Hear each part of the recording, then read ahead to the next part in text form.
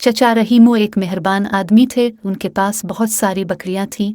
उनका बेटा रोज़ाना उनका दूध निकाल कर बेचता था। एक दफ़ा वो मकान के पीछे बने बाड़े में दूध निकालने गया तो उसे अपनी एक बिक्री कम लगी। इसने सोचा बिक्री शायद कोई चारा कर ले गया है।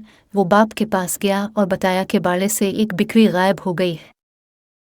चचा रहीमो को हैरत हुई। अचानक उनके बेटे का ध्यान कसाई नौरे की तरफ चला गया। इसने शक का इजहार अपने बाबा से किया तो चचा रहीमो ने कहा, बारी बात किसी पर इल्ज़ाम नहीं लगाते। तुम कहते हो तो आज हम दरख्त के पीछे छुपकर निगरानी करेंगे। जब चचा और उनका बेटा दरख्त के पीछे छुपे हुए थे तो कसाई उनकी एक बिक्री अलिफाटे कर ले जा रहा था। चचा को अपनी आंखों पर यकीन न आया। उन्होंने नौरे को आवाज़ देकर रोका और पूछा, ऐसी क्या बात हो गई कि तुम चोरी करने लगे? नौरे ने कहा, चचा मुझे माफ़ कर दें, जानवरों में बीमारी फैलने से मेरा कारोबार नहीं चल रहा है। मेरी माँ घर पर बीमार पड़ी है। नूरा रोते हुए बोला।